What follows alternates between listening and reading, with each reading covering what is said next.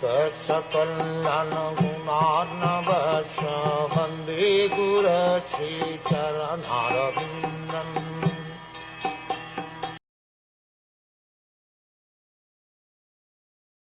The presence of the Supreme Lord can be realized just as the sun is realized first as a reflection on water, and again as a second reflection on the wall of a room, although the sun itself is situated in the sky. The example given herewith is perfect. The sun is situated in the sky, far, far away from the surface of the earth, but its reflection can be seen in a pot of water in the corner of a room. The room is dark, and the sun is far away in the sky, but the sun's reflection on the water illuminates the darkness of the room. A pure devotee can realize the presence of the Supreme Personality of Godhead in everything by the reflection of his energy.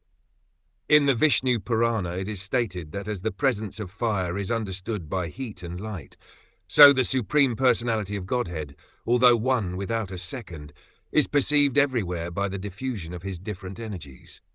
It is confirmed in the Ishopanishad that the presence of the Lord is perceived everywhere by the liberated soul, just as the sunshine and the reflection can be perceived everywhere, although the sun is situated far away from the surface of the globe.